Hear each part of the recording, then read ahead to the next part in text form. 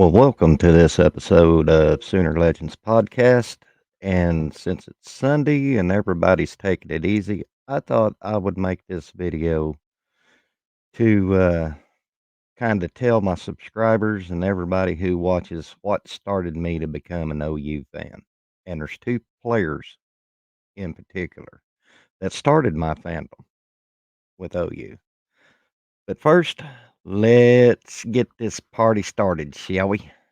Through 153 games, our record was 125, 24, 4, 2 now.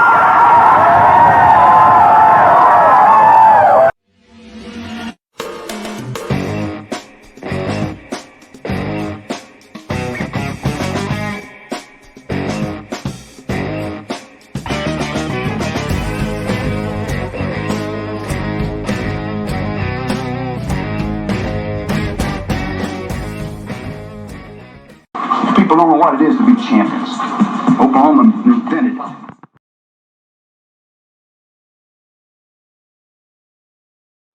Well, welcome to this episode of Sooner Legends Podcast. I'm your host, Mike the Legend. And if you're new to the channel, please hit that red subscriber button and turn on your post notification bells. That way you won't miss any OU football or college related content that I will be uploading. And also, could you hop down in the comments and chop it up with me because it helps push the algorithm of YouTube? And also, could you like the video and share with your friends? Well, as I stated at the first of the video, I'm going to give you, the subscribers and people who watch this who haven't subscribed, a, a kind of insight look at me, at, at my at my life with the Oklahoma Sooners. I've been with them since 1970 as a fan, and there's two in particular players. Not in particular, duh. Sorry about that. There's two particular players who started my OU fandom in when I was a little bitty boy. I'm talking 6 years old. And one of them is Leon Crosswhite, and the other is Grant Burget. Now, I first started watching Leon, like I said, about the 1970 season, and then he rose to prominence in 71. He was a fullback for OU um, when we started the Wishbone in 1970. And now, Leon was your typical fullback, wasn't nothing fancy. You know, fullbacks, they they are what they are, but there was something about Leon that just drew me like a moth to a flame when I would watch him. And he was so damn tough. I mean, I think he was around 6 foot, 6'1", about 218, 217, somewhere along in there, broad shouldered and there at the hip. And whenever OU would need 3 yards, Leon would get them 5. And when they needed 5, Leon would get them 10. I mean, he was a wrecking ball. And one particular game that stood out uh, with me with Leon was in the 1972 Sugar Bowl, where we played Auburn. And Auburn had the Heisman Trophy winning quarterback Pat Sullivan. And previous that year in 71, we had got beaten out by Nebraska in the game of the century. So we accepted the Sugar Bowl bid. So uh, Leon, if you got and that video, the 72 Sugar Bowl is on YouTube, and Leon, he was knocking the hell out of people. I mean, just and of course he scored a touchdown also. But it was just with Leon, it was his blocking prowess for Jack Mildren or Roy Bell or Greg Pruitt that could spring them in the wide open field and get them extra yards or a score. Leon was he was your oh, I'm looking for a word to it. He was your oh crap. He was your do all be all guy for lack of a better term. But he like I said, he was from or he's still alive. He's from Hennessy, Oklahoma, and Hennessy is up north of Oklahoma City, up there in farm country, and I'm assuming that Leon grew up on a farm and hauled hay and all that other stuff. Because, like I said, he had a set of shoulders on him that was his broad shouldered and narrow at the hip. But he was, if you go back and watch some of his stuff of OU back in them days, when you see Jack Mildren or Greg Pruitt or Roy Bell make a decent run or a big gain or a touchdown, go look. Look who's doing the blocking. It's Leon Crosswhite. And that's what drew me to him. And a funny story I have, uh, back when I was a kid, a lot of you youngsters nowadays don't know what I'm talking about, but a lot of guys my age will, is green stamps was still was popular back then. And when you'd go to the grocery store, if bought a certain amount of groceries, you'd get so many green stamps. My daddy drove a truck. He is an owner operator. And when he'd buy fuel at different truck stops, they'd give him so many green stamps. And then when daddy was home off the truck, him and mama was on a bowling league and they bowled for green stamps. And they were good bowlers, and their bowling bags was full of green stamps. So in lieu of allowance, I asked my mother if if my allowance could be green stamps, and she agreed. So we had the green stamp books. Tongue was green, licking green stamps all day. Well, we had the green stamp catalog, and there was this football set in it, come with a helmet, shoulder pads, jersey, and the pants and the pads. So I had enough green stamp books to purchase one with just green stamps.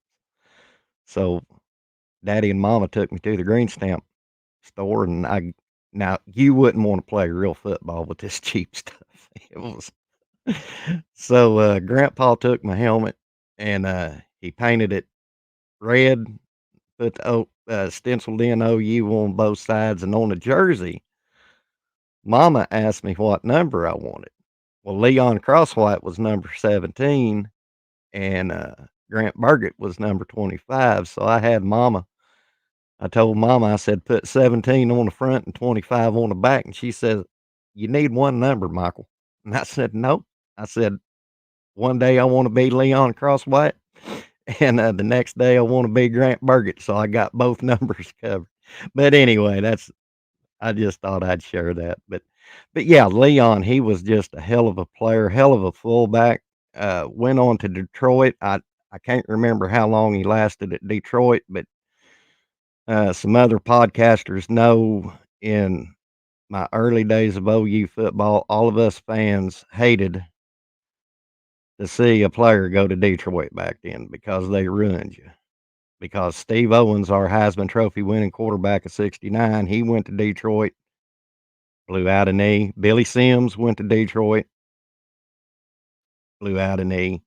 Crosswhite went to Detroit. I don't think he lasted long. Jack Mildren, godfather of the wishbone quarterback, went to Detroit, not as a quarterback, but as a defensive back. So Leon is actually the one who started it, and then uh, and then Grant Burgett was there. He made some appearances, but I loved Grant. Grant grew up right up the road from me, Stroud, Oklahoma.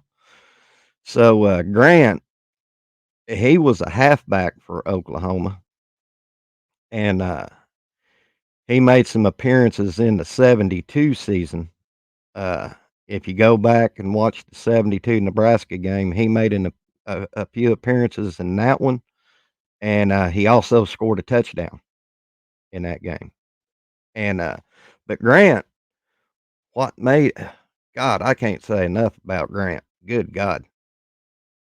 He was he was tough as shoe leather and gritty. Oh my God, he was gritty.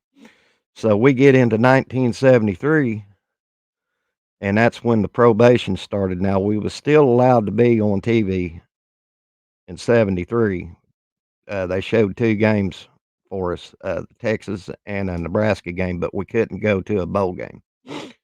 And then 74 and 75, we were we were blacked out from TV and bowl games. But anyway, back to Grant. In 73, in the in in a game against Baylor down at Waco, Grant had to leave the game early because he blew his knee out and he missed the season that season. Now, me and Barry Trammell covered a little bit about that when I had him on last week, and in a lot of us, you had to. It was on the radio, and I remember this like it was yesterday. Uh, when a game would be over, me and Daddy would listen to the post game and all that on the radio. Barry wasn't happy about the win. I mean, we won the game, but he was heartbroken, sad because Grant uh, hurt his knee and was going to be gone for the season. Because Grant was a rising star in that wishbone as a halfback, and he had to miss all that season. So he got it uh, into the 74 season. You, uh, it's one of them what ifs. What if he wouldn't have bunged up his knee? Because if you go back and look at Grant's stats, they don't jump off the charts at you. I mean, he's had a few. I think it was like 636 yards, 5 or 6 touchdowns. But in that 74 season, what made Grant so doggone tough was his blocking prowess. And I've heard Little Joe talk about this several times, that Grant was one tough SOB. And in 74, I was fortunate to have attended, about 3 or 4, maybe about 4 games that season, because the only way you could see them live was to go watch them, or you had to listen to them on the radio. We was on probation, TV blackout. So I got to witness 4 games, and I got to watch Grant. And I can't remember which game it was. I want to say it was Oklahoma State, our last game of the season. And on a particular play, we coming out of the wishbone. Davis goes around to the right. He pitches to Little Joe, and then number 25, Grant Burget. This is no joke, guys. He trucks a defensive end that was bigger than him. And when I say truck, he took him to the ground and just, I'm sitting there with my mouth open. I'm like, holy moly, this is a 6'1", 212, 213-pound halfback taking on a 280-pound defensive end and just threw him like a sack of taters. It it blew me away. But that was Grant's prowess after the injury of in the previous season at Waco. He was just one hell of a blocker. Now like I said, he gained some yards, gained some first downs and what have you, but uh, coming off that knee injury the next season, I think he was a shell of his former self. No, I'm not throwing shade to Grant. Grant is my second favorite player all time of OU. But you know what knee injuries does to players.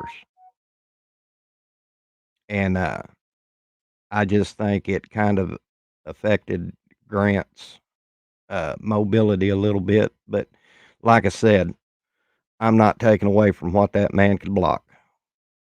I seen it time and time again in all 4 games when when I went to Norman to watch him. And Grant was he was something else to watch. I'll tell you that. Just on that alone. So and he's got a national championship. That was his senior season, and we won the API national championship.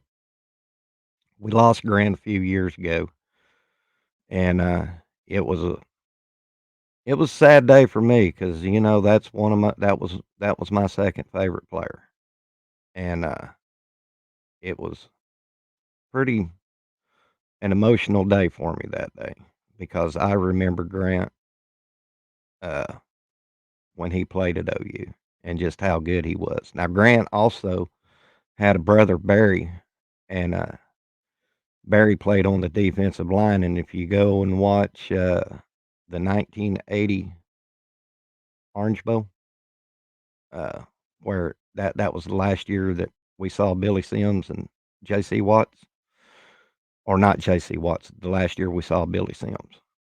And not Grant, Barry was in that game. And that's it. When you hear the name Barry Burget, that was Grant Burget's brother. Well, guys, y'all have a great Sunday. I just thought I'd take this little trip down memory lane with y'all. Y'all take care of yourself. Be nice to everybody. Don't say nothing you can't take back because you'll live to regret it. This is the legend. We'll see you on the backside. Boomer Sooner.